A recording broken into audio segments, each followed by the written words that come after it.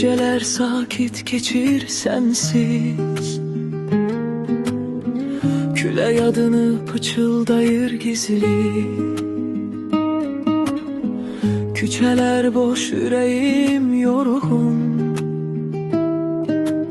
seninle dolu her bir durum. Bir defa bak mənə yenə, itirməyək sevgini bu dəfə. Yolun üstə qalmışam hələ, gəl qoy bitsin bu həsrət belə.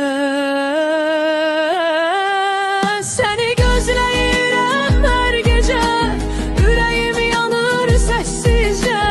Adını yazdım küləklərə, qayıt mənə sevgilim yenə. Səni gözləyirəm, qayıt mənə yenə.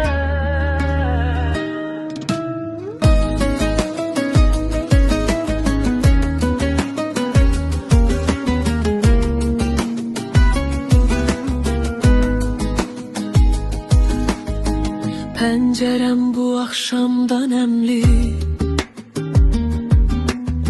səndən qalan izlər dərinli. Bir kölge keçir divar boyu, sanki sesin gelir yaxın sonu.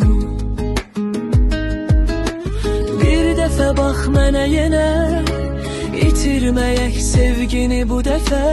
Yolun üstə qalmışam hələ, gəl qoy bitsin bu həsrət belə. Səni gözləyirəm hər gecə, ürəyim yanır səssizcə. Adını yazdım küləklərə, qayıt mənə sevgilim yenə. Səni gözləyirəm, qayıt mənə yenə.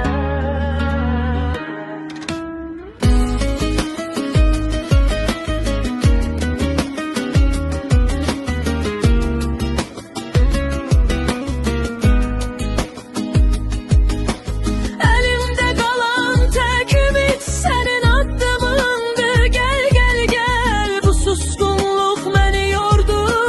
Bir baxışın kifayətdir bil.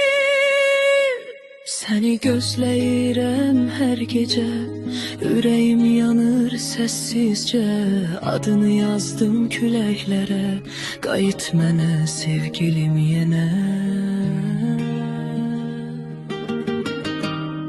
Səni gözləyirəm, qayıt mənə yenə.